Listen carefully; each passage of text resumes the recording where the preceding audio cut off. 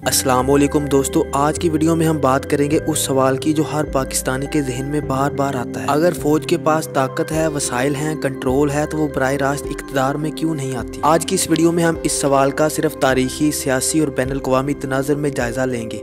कोई किसी पे इल्ज़ाम नहीं, कोई तनकीद नहीं, सिर्फ हक़ाइक़। अकेली हमारी फौज नहीं, खवा किसी भी मुल्क की हो, इसके अलावा भी हमारा या बैरूनी मुल्क का कोई भी अदारा जमहूरी निज़ाम को ख़त्म नहीं कर सकता।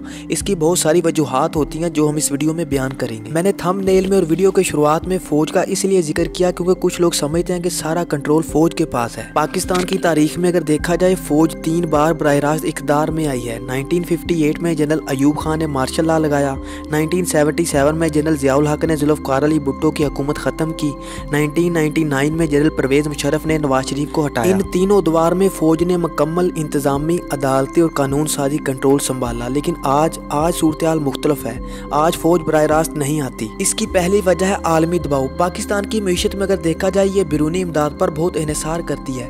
2023-24 में पाकिस्तान को IMF से $3 बिलियन का बेल आउट मिला। अमेरिका ने दहशत गर्दी के खिलाफ जंग में अरबों डॉलर दिए। चीन सी पैक के जरिए $62 बिलियन की सरमायाकारी कर रहा है, लेकिन ये सब एक शर्त पर, जमहूरी तसलसल। आलमी अदारे और ममालिक जैसा कि मार्शल लॉ की सख्त मुखालफत करते हैं। मिसाल के तौर पर 1999 में मुशर्रफ के मार्शल लॉ के बाद अमेरिका ने पाबंदियां लगाई। यूरोपीय यूनियन ने GSP+ सहूलत मुअत्तल करने की धमकी दी। आज का दौर मुख्तलिफ है। अगर किसी भी किस्म की वजह से जमहूरी निज़ाम खत्म हो तो हमारी इमदाद रुक जाएगी, असला की सप्लाई रोक दी जाएगी, आलमी तनहाई होगी। तो सबके लिए बेहतर है कि जमहूरी निज़ाम बरकरार रहे। लेकिन अगर पाकिस्तान में देखा जाए, जब अदारा फौज बराह रास्त इक़्तिदार में आता है तो अवामी रद्द-ए-अमल शदीद होता है। 1968 में अयूब खान के खिलाफ तहरीक शुरू हुई जो मशरकी पाकिस्तान की अलहदगी का पेश खेमा बनी। 2007 में मुशर्रफ के खिलाफ वकला तहरीक ने मुल्क भर में एहतजाज फैलाया।